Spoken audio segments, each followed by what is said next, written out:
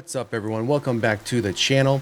So if you recall, we have talked about the Bondsman multiple times, and the most recent time we talked about this TV series was earlier this week, towards the beginning of the week, when we got the news that broke that the Bondsman had been canceled by Amazon Prime after one season, a very short one season, only 8 episodes, roughly 28 minutes to 33 minutes per episode.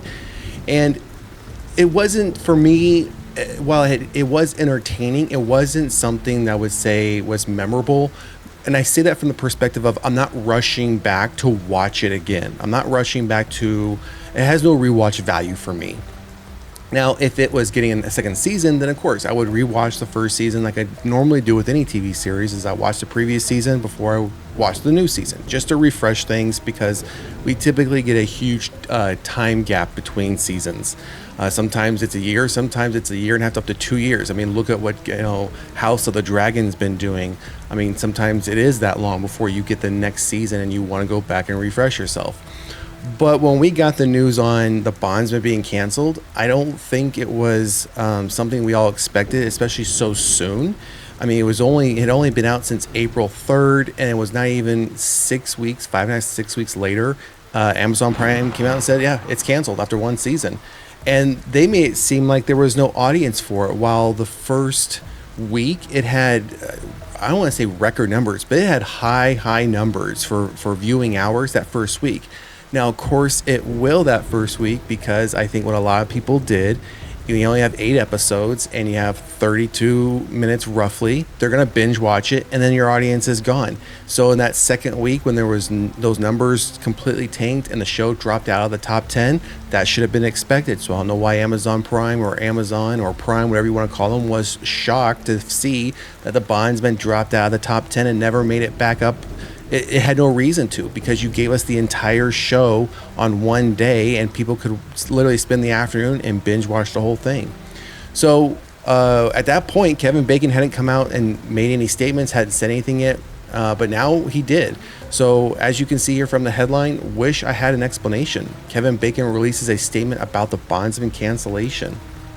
So this came out actually soon after the announcement came out that the show is canceled. Well, we're just now getting to it. We're a little bit behind, but still want to cover it nonetheless, because again, we've been following this show ever since it was announced. The trailers, we did watch it. Now, I did not do a episode breakdown of this series because, one, it was short, and two, it's just kind of come and gone. It's nowhere to be seen. I think a lot of people, again, found it somewhat entertaining, but have already forgotten about it. So the news broke over the weekend that the Blumhouse and Prime Video's new horror comedy series, The Bondsman, has already been canceled after just one season, and star Kevin Bacon has taken to his personal Instagram account to issue a video statement this week.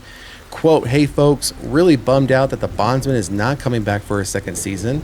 I just really loved walking in Hub Harlan's shoes, making that show with so many great talented people. I wish I had an explanation for you, but honestly, I don't. But for those of you who checked it out and who wrote so many sweet comments, and there were a lot of you, I just wanted to say thanks. Means a lot to me." So now the article goes on. The most likely explanation that the Bondsman failed to find an audience on Prime Video, but it's interesting to note that it only premiered less than 2 months ago on April 3rd. In this new streaming era, it seems that most shows just don't have a chance to build an audience, and streamers like Prime are quick to pull the plug on anything that's not an instant hit. That's true, and I think Netflix is the biggest streaming platform that's guilty of doing this. I mean, we've seen tons of shows, whether it's 1 or 2 seasons, where it starts to gain an audience, it starts to gain a following, and all of a sudden Netflix pulls the plug, cancels the show, and they do not care if it's left on a cliffhanger or not. They just don't. Just like this, Prime did not care that this show ended, or the first season ended on a cliffhanger, and now they've canceled the show. Didn't care.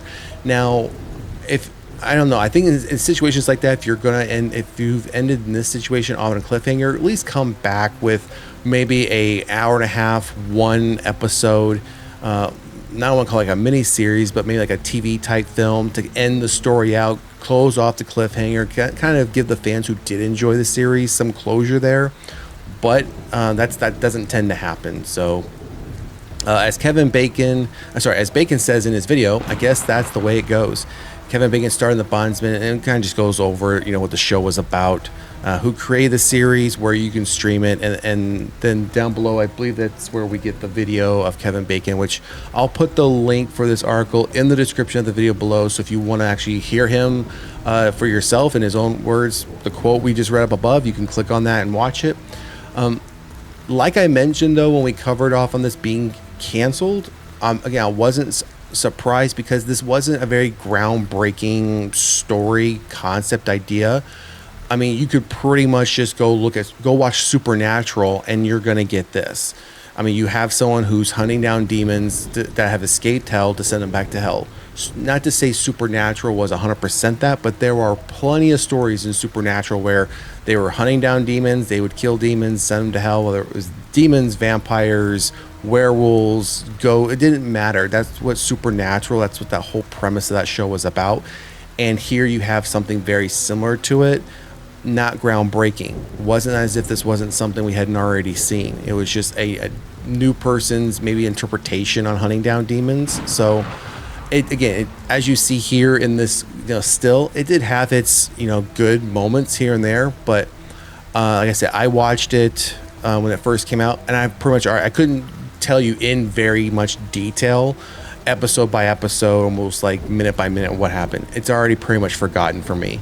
Now, again, if they had done another season, maybe, we would have gotten into it a little bit more, but that's not going to be the case here. And again, I will not go back and rewatch this. It has no rewatch value for me. So anyways, that's going to do it for this horror news update. You heard it. We hear from Kevin Bacon himself what his thoughts, his reaction is to his show, The Bondsman, being canceled by Amazon Prime after one 8-episode season. I would say, though, if you do like horror comedy and you do like the whole kind of hunting down demons type aspect, I would still say go watch it, give it a shot. You can easily watch this in one afternoon. It's 8 episodes. Like I said, they usually run 27 to 32 minutes, so not that long. If you have some time to kill, easily put it on. But I'm going to forewarn you now, while it does have its bright moments here and there, once you finish it, it'll be pretty much forgotten at that point. So anyways, drop a comment in the comment section. Let us know what you think about Kevin Bacon's statement. If you did watch The Bondsman, are you going to miss it? Do you wish that you were getting a second season? Or did you watch it and be like, yeah, been there, seen it already, don't need to see it again? Like I said, let us know in the comment section. And if you haven't done so already, please like, share, and subscribe to the channel. Otherwise, we'll see you at the next one. Later.